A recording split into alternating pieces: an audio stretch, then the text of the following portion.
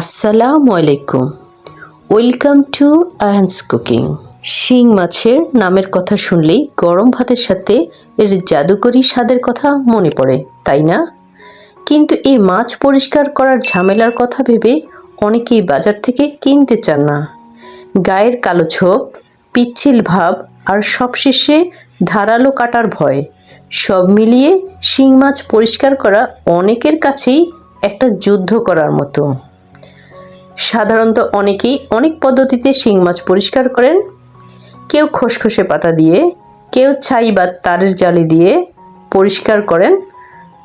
তবে আমরা যারা শহরে থাকি, আমাদের পক্ষে খসখসে পাতা বা ছাই পাওয়া তো একেবারেই অসম্ভব। এমনকি গ্রামেও কিন্তু আজকাল এসব পাতা খুব একটা সহজে পাওয়া যায় না।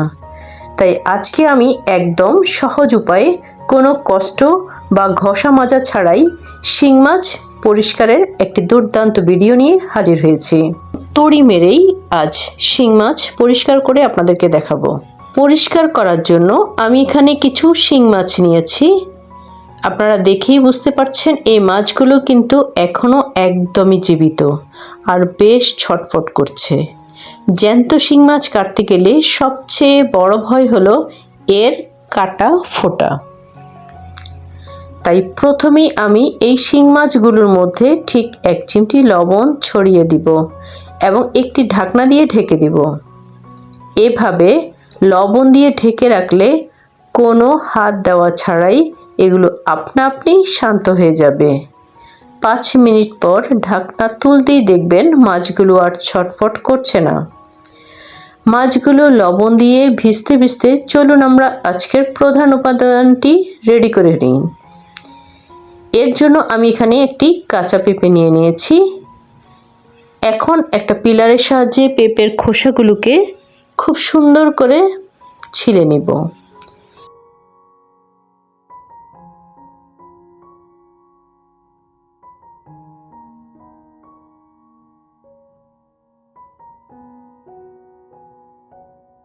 পেঁপেটা ছিলে নেওয়া শেষ। এই পেঁপেটা আমি পরে সুস্বাদু তরকারি রান্না করার জন্য নিয়ে যাব। আর আমাদের আজকের ক্লিনারের মেইন ইনগ্রেডিয়েন্টস কিন্তু ফেলে দেওয়া এই পেঁপের খোসা। এবার একটি ব্লেন্ডারের জগে পেঁপের খোসাগুলো নিয়ে সামান্য একটু পানি দিয়ে খুব সুন্দর একটা স্মুথি পেস্ট তৈরি করে নেব। আপনারা চাইলে পাটায়ও বেটে নিতে পারেন।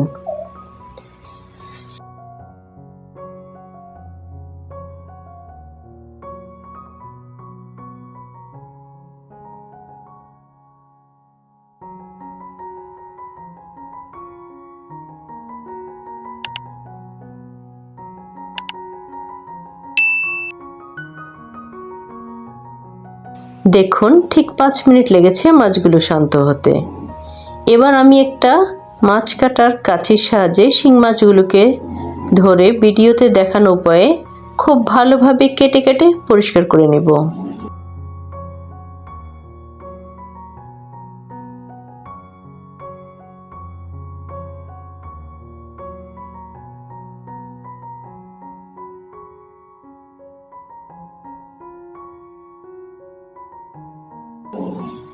শিং মাছ কাটার সময় বিষাক্ত কাঁটা দুটি আর পাখনার অংশ সাবধানে কেটে ফেলবেন। আর পেট কাটার সময় খেয়াল রাখবেন পিত্ত যেন ফেটে না যায়।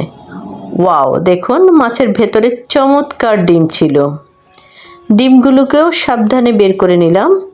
এভাবে সবগুলো মাছ সুন্দর করে কেটে পানিতে ধুয়ে পরিষ্কার করে নিয়ে এসেছি। এবার আসল জাদুকরি পদ্ধতির পালা। ধুয়ে রাখা শিং মাছগুলোকে একটা বড় পাতিলে নিয়ে নিব। এই মাছগুলো কিন্তু পরিমাণে যথেষ্ট বেশি। এখন একটা তড়ি মেরেই ম্যাজিকের সাহায্যে এগুলোকে একদম পরিষ্কার করে ফেলবো খুবই অল্প সময়ের মধ্যে। প্রথমে পাতিলে রাখা মাছগুলোর মধ্যে দিয়ে দিব 2 চা চামচ সিরকা বা হোয়াইট ভিনেগার।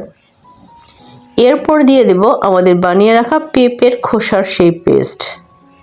ব্যাস, এবার শুধু আলতো করে মাখিয়ে একটু ঘষা দিলেই দেখবেন সব কালো ময়লা উঠে আসছে।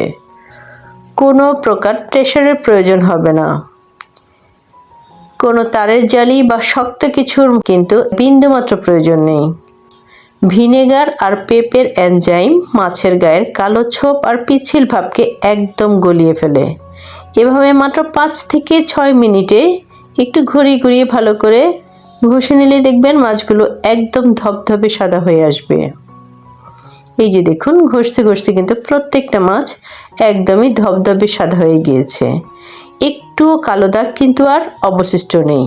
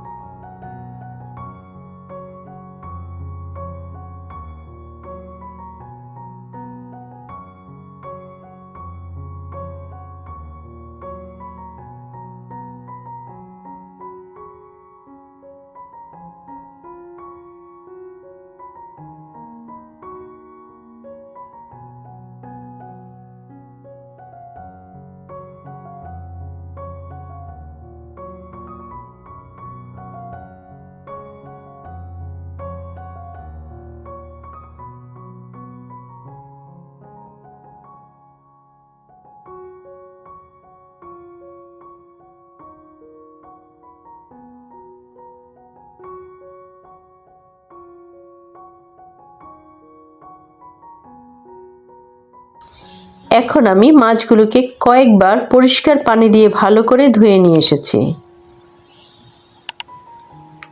দেখুন মাছগুলো কেমন একদম কাচের মতো সাদা আর চকচকে হয়ে গিয়েছে।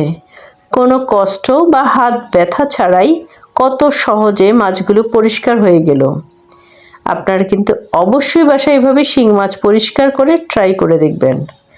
আর আপনাদের কেমন লাগলো কমেন্টে আমাকে জানাতে একদমই ভুলবেন না।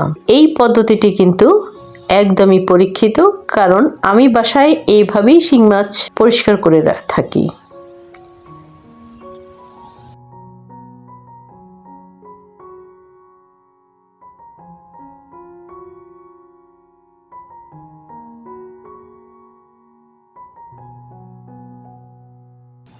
আপনাদের একটি লাইক আর সুন্দর কমেন্টস কিন্তু আমাকে নতুন নতুন টিপস ও রেসিপির ভিডিও বানাতে অনেক বেশি উৎসাহ দেয়।